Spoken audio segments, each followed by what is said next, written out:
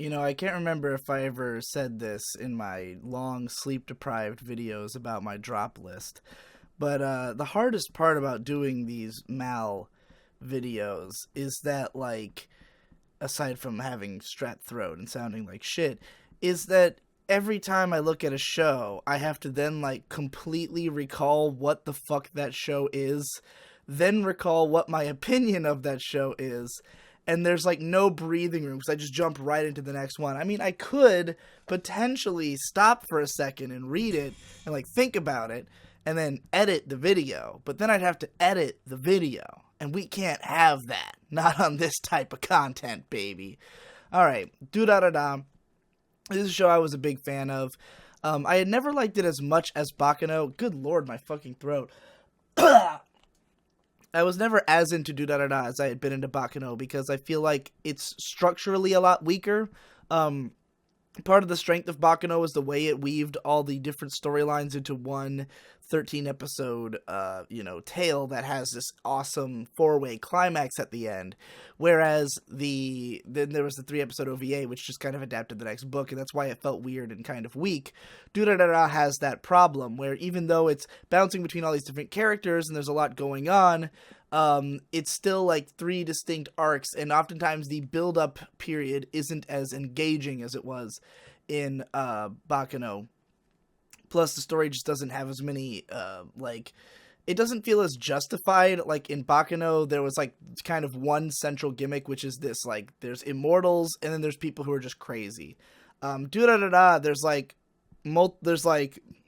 Headless Rider, there's a guy who's just extremely strong because, like, I don't know, something happened to him, and then a bunch of weirdos around that, and, like, I don't know, it just never felt as tight to me, but it does have a really great cast of characters who really grow on you as the show goes along. I think that it benefits from the fact that it was much longer than Bakano. You really get to know these characters and get to know the scenario, and it, like, actually fucking ends because there were, like, 4 seasons of it.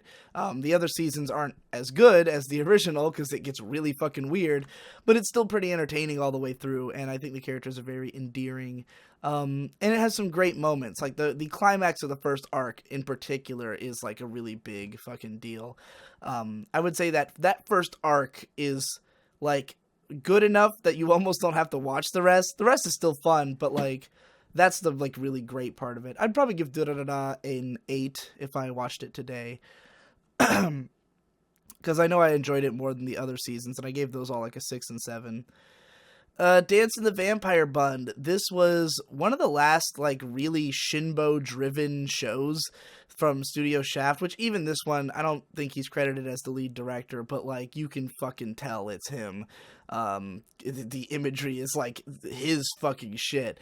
But it's really interesting. It's one that, it's a manga adaptation, but they changed a lot in the anime. They definitely, like, made it more cinematic and sort of streamlined and focused, but also added in some stuff that was maybe unnecessary. It's a show that, like, has, like, really good moments and then a lot of kind of weird shit, but I don't think the story is ever interesting. Like, the cool moments are more because of the cinematography and directing than the actual storyline. So, like, it's kind of cool as, like, a gothic horror inspired thing that's, like, fun to watch for the aesthetic, but I don't find the story all that memorable, and it kind of feels truncated since the manga is, like, a much longer thing that really goes in a lot more directions. Still pretty interesting, though. It has some weird ideas, and I appreciate it. Kuchu Buranko, also known as Trapeze. This is a great show. It's sort of an artsy, experimental show from director, oh my god, I can't remember his fucking name. He's the same guy who did Gatchaman Crowds and fucking See, The Money of Soul and Possibility Control, and Mononoke. Everything he does is a really different art style, but usually on a budget. That's the funny thing about his shows.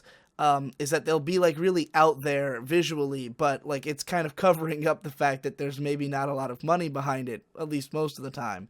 Especially in this case.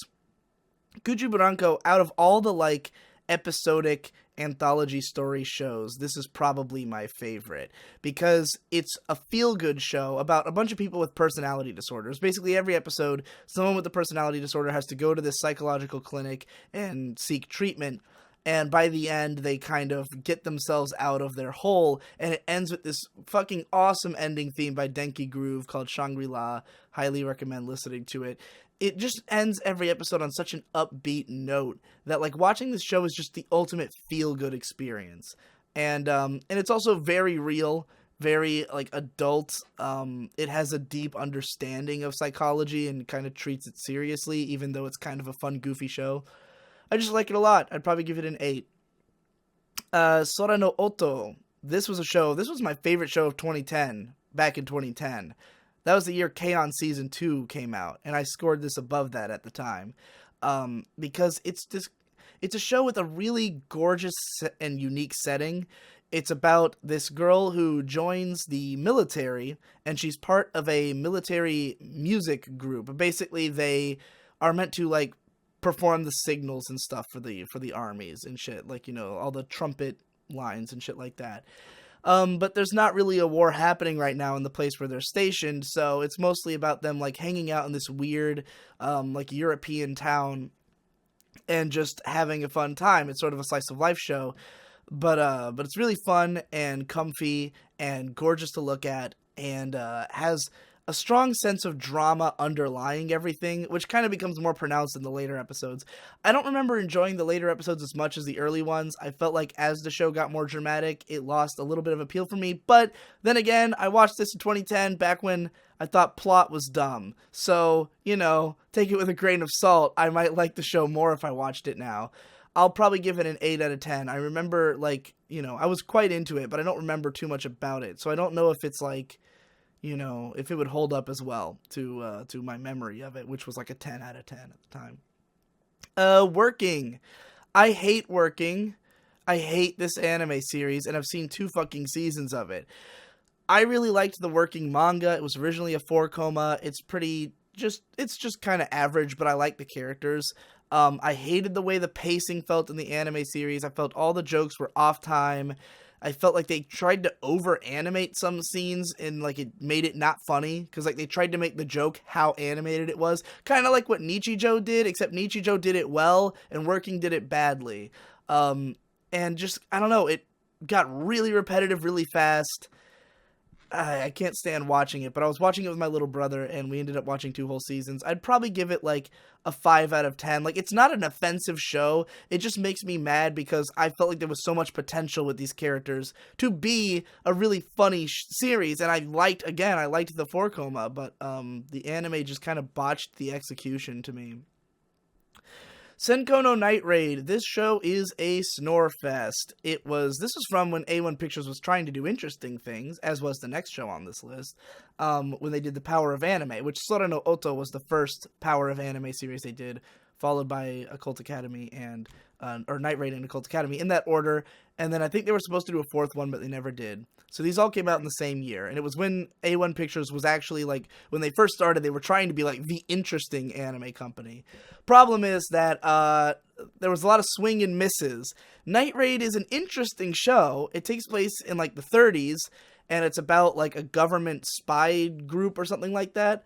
During, like, the Manchuria debacle, I don't know enough about this historical event to, like, really go into detail, but the thing is, it's like a political thriller, but it's really fucking slow. It's really slow and really boring, and there's a few episodes early on that have a spark of interest, and it's really pretty to look at, but as it goes and it develops more of an ongoing story, it gets really stupid, and by the end, I just didn't care anymore. I was like, I don't know what this is anymore. I'd probably give it, like, a 5, maybe a 4. I don't remember, like, how dumb or boring it is, so yeah, it might just be a 4. Then we have Occult Academy, and this one was actually kind of fascinating, because this one gets really odd. It's almost another Bathos show, like another show with really odd tone shifts, because it starts off as kind of a ghost hunting comedy series with beautiful animation and some really interesting characters, but it's not really going anywhere in the early episodes. It kind of feels like a almost Scooby-Doo mystery, but for grown-ups kind of thing. It's really interesting. But then it sort of starts going between like some more melodramatic episodes that don't work. There's some like Iyashikei-ish episodes that don't work. The midsection of the show just gets weird, and it's like very hit or miss. Like literally there'll be a good episode and a bad episode, but neither is exceptional. But then the last two episodes go into this like suddenly way over the top ending that I personally loved. So yeah, I don't know. I'd probably give it like a 6 overall. It's an interesting show. I can definitely say it's worth a look, even if it's not necessarily great. Especially for the crazy ass ending. If you just like to see stuff that goes like, that just gives up on making sense and goes crazy at the end, then that's a good example of that. Oh God, I really sound like garbage. This is the last recording I'm going to do while I'm sick, I promise. I didn't realize my voice had gotten this bad in the couple of hours since the last recording. Ichiban Ushiro no Daimao. This is one of the better harem light novel shows. It's like, the main character is like the demon lord or whatever, who gives a fuck, and there's all these girls, and they're like, one's a robot, and some of them have powers. It's like an arc structure kind of thing. I don't remember much about it. It's racy. It's a fan service show. I just remember that it's one that didn't annoy me. I think I probably gave it like a 6. It's probably like a strong 5 to a light 6 kind of show. You know? If you like harem comedies, this one is one of the better ones, so check it out. Aoi Bungaku series. So this is another really interesting, and when I keep saying the word anthology show when I'm really just referring to shows that are about like individual character stories. This is an actual anthology show, because it's adapting like, I want to say 6 different classical pieces of Japanese literature. So the first 4 episodes is one arc of just adapting the book No Longer Human, which is a very famous novel, and I think also has a manga adaptation that's out in America now. But that adaptation it's directed by Morio Osaka, and the character designs are from the guy who did Takeshi Obata, the Death Note guy. It's a very interesting story, very beautifully told, like well written, well directed and everything. So like, yeah, that's a really cool one. And then it goes into a bunch of other stories. Some of them are like really short, like 1 episode. Some are like 2 or 3. And all of them are fascinating. Some are not good. They all have different directors, different writers. Like it's a whole different show each time. So like it's a real mixed bag. I think all of them are worth watching just for the intrigue alone, because they definitely go in some weird artistic directions, and some of the stories themselves are batshit insane. But yeah, give it a shot. I mean, the first 4 episodes at least are definitely worth watching as like a short OVA series. Mitsudo Moe. This is about 3 rambunctious elementary school sisters who get into comic hijinks and torture their teachers. It's definitely on the dirtier side, not really in a fan service way, but in a like scatological way. These little girls are fucking evil, and it's really funny. I thought this show was absolutely like outrageously funny when it wanted to be. There's definitely misses in there. There's definitely episodes or parts of episode that I didn't find funny at all. But when this show hits, it hits really hard. I'd probably give it like a 7 if it's as funny as I remember. If not, it might be a 6 or even a 5. Who knows? Arakawa Under the Bridge. This is a very charming and different kind of, anime comedy series. Like, tonally it's familiar, but it's about a guy who's a businessman who he accidentally like falls off a bridge and he's hanging by his tie, and this girl saves him, and because of some weird code of ethics he has to fulfill any wish of hers, and she asks him to come live under a bridge with her. So it's basically about these 2 homeless people living under a bridge with all these other homeless people, but they're all of course like weird wacky characters. One's a literal kappa, one's got a star for a head. All of them fantastic voice actors. Like a lot of my favorite voice actors are in this show. Tomokazu Sugita, Keiji Fujiwara, fucking the main character is the guy who voices Izaya. I don't remember his name right now. The voice of Araragi. Sakamoto Maya is the main character. Just a lot of great voice talent in this show. And yeah, it's just kind of a gag comedy thing, like I guess situational comedy, because it's like each, half episode is a joke. It's hit or miss, as most anime comedy is, but the characters and setting are so charming. There's 2 seasons. They're both equally good. They have phenomenal OPs. And it's a Shaft show, so it's got some weird visuals to it, Yeah, I'd probably give it like a 7. It's a very solid comedy series. Now we got Shiki, and people were asking me, how can you love Shiki when you always complain about shows being slow and boring? And Shiki is really slow in the early part, but I always found it intriguing all the way through because it's fucking weird. Like, the character designs are so weird, the tone of the show is weird, like, the first episodes feel like they're not taking themselves seriously at all. Like, even though it's this really slow, climbing, dark mystery show, it's also, like, goofy in a way. Like, it doesn't seem to treat its characters with much respect at the start, and, like, it seems almost tongue-in-cheek. And then as it builds and it starts to actually get scary, then it gets really scary, kind of because it's it's lulled you into this false sense of security almost with how funny and, like, oddball it is. And then all of a sudden it gets really fucked up really fast. And then it becomes, like, the most fucked up show I can think of. And it's terrifying because of the messages it has about human nature. Like, what makes this show freaky to me is, like, what it suggests about stuff like groupthink and just the way people act around each other. I mean, this is based on the Stephen King novel Salem's Lot. Like, I mean, the original, the book Shiki is a Japanese version of Salem's Lot by Stephen King. I've never read Salem's Lot, but what it reminds me of is Stephen King's other story, The Mist, which I have seen the movie of, and it's a lot like The Mist, in that, like, it's the breakdown of society that makes it scary, more so than the monsters. So yeah, it's fucked up, and I like it a lot. I'd probably give it an 8 or a 9 if I saw it today. Yojohan Shinwa Taikei, or, wait, I already have a score for this. Fuck Tatami Galaxy. Bigata HK. I thought this show was really charming and fun. The main character's got tons of personality and spunk. She kind of reminds me of the main character from Kodocha if she grew up to become a total slut. Maybe it's just the way that she's performed, but, like, her dream is to fuck 100 guys. That's her thing. Like, she just wants to fuck every guy in high school and be the ultimate non-virgin. But the guy she ends up trying to, basically, she's trying to fuck this nerdy dude because she sees him as, like, some easy prey, an easy virginal prey. But the process of trying to do that ends up, like, they constantly get interrupted, or she gets foiled, and they're kind of developing feelings for each other, so there's, like, a sweet romance undercurrent to it that pays off pretty well by the end. And, I mean, the show's a little overly repetitive.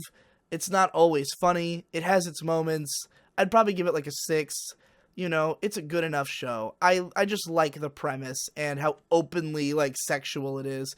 I seem to have a soft spot for shows about girls who want to get laid. That seems to be my thing, is, like, when the girls actually want to fuck the main character, I seem to be into that. Gee, I wonder why. High School of the Dead. This is a show that I highly recommend watching Best Guy Ever's video about this show, because High School of the Dead is, I think, very underappreciated. Like, it's a very popular show, but everyone just regards it as, like, trashy popcorn shit, which it is, but it also, like, it does, it's really smartly written. Like, the characters are smartly written, the situation is engaging, and it has things to say, like, pretty obviously, if you ask me.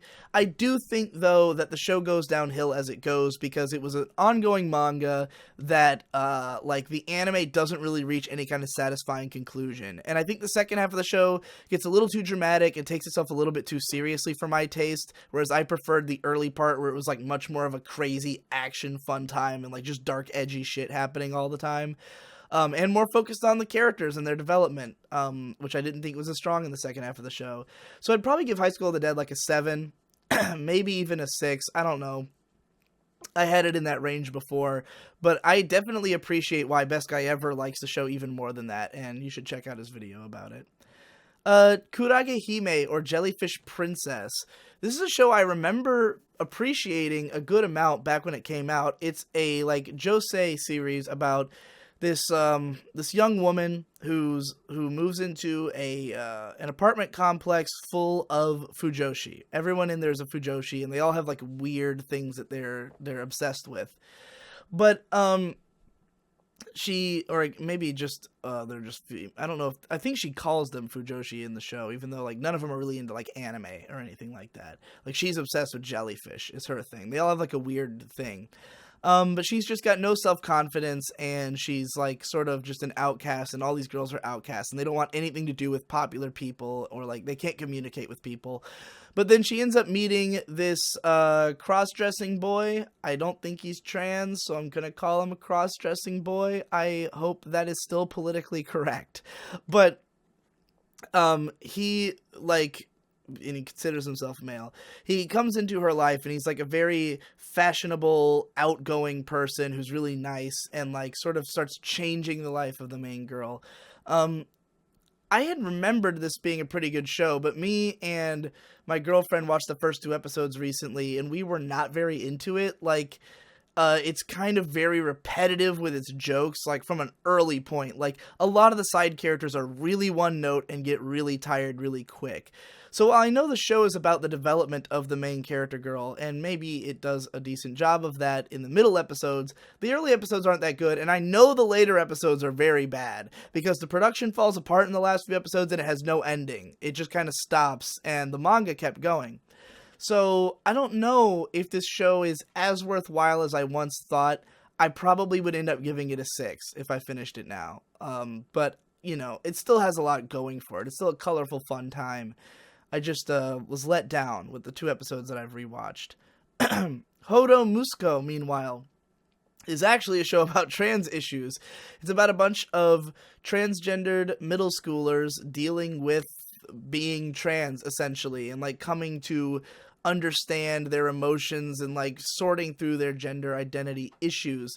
Now, the anime series never really draws any conclusions about these things. It takes place over like a weird like vignette of the manga, because the manga starts off with all the characters in elementary school, and it goes all the way through, I think, high school. I haven't read the whole thing. I had read like from the start up through where the show goes before the show came out.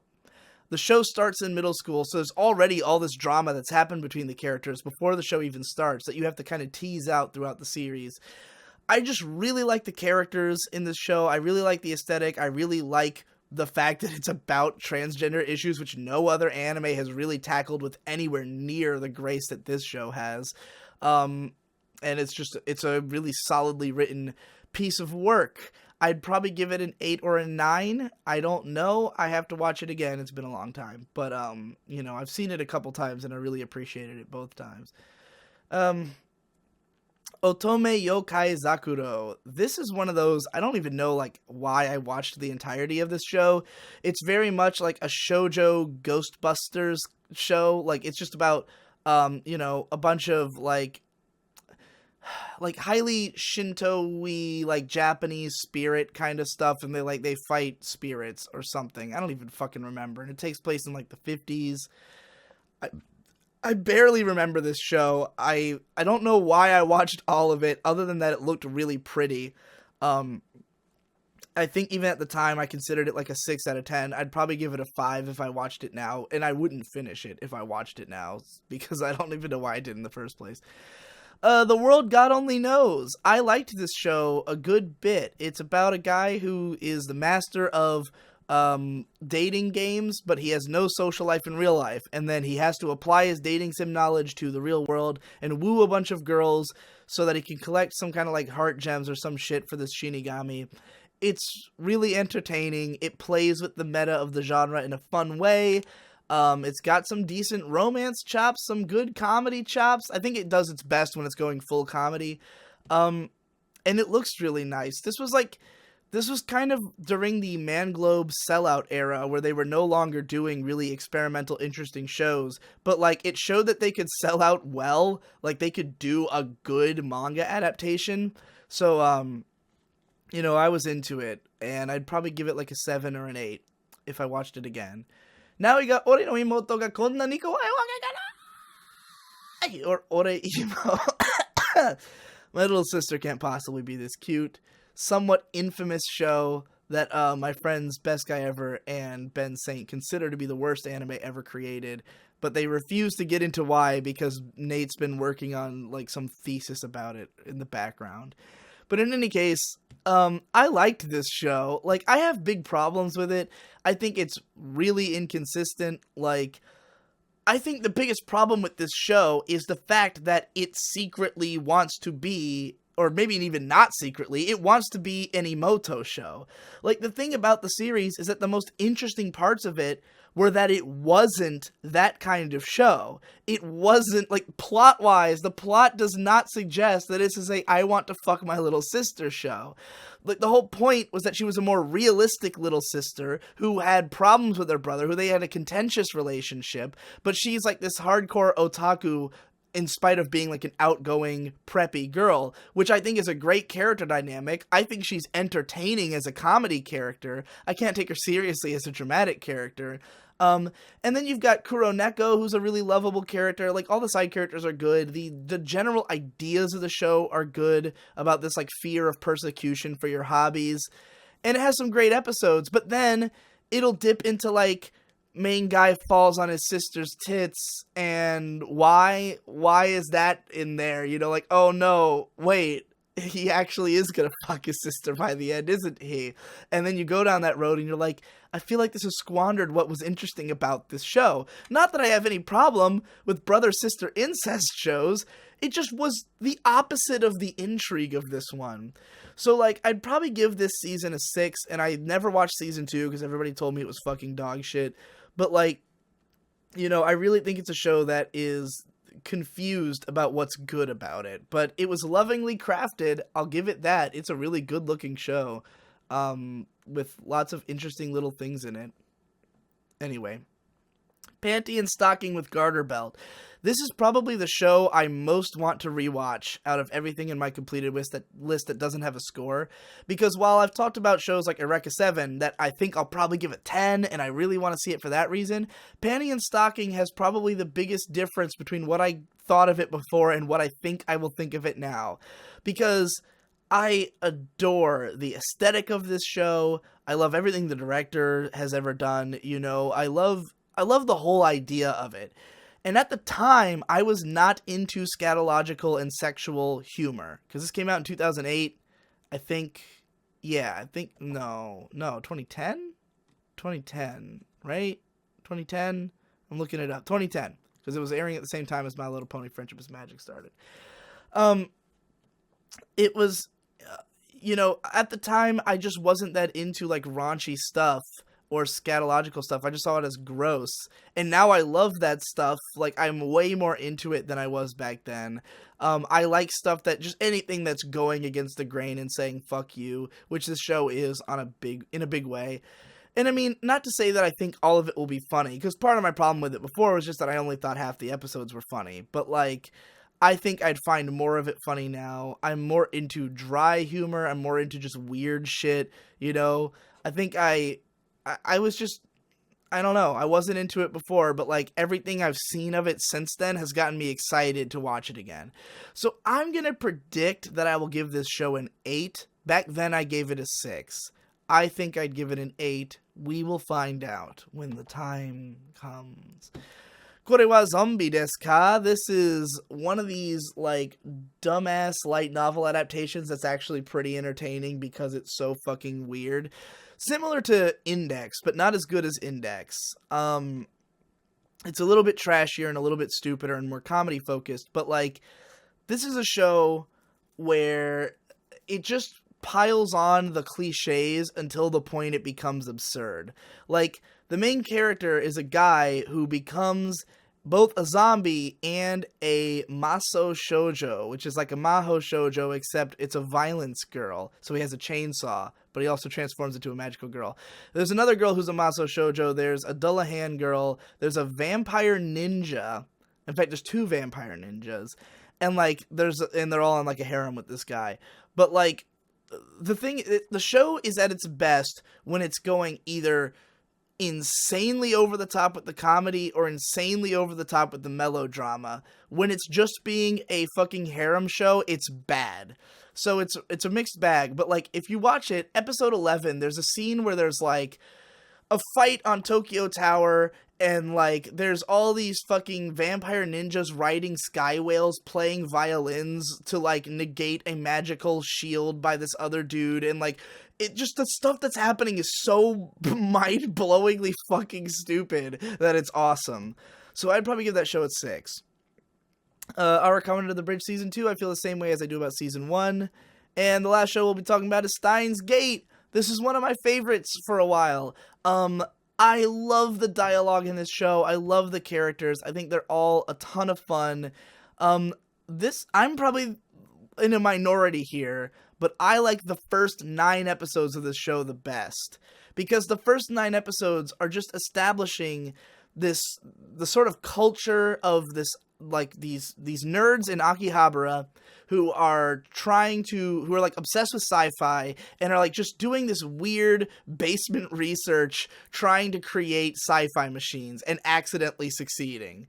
And like just the dialogue between them is so fun and witty, and the characters feel so real.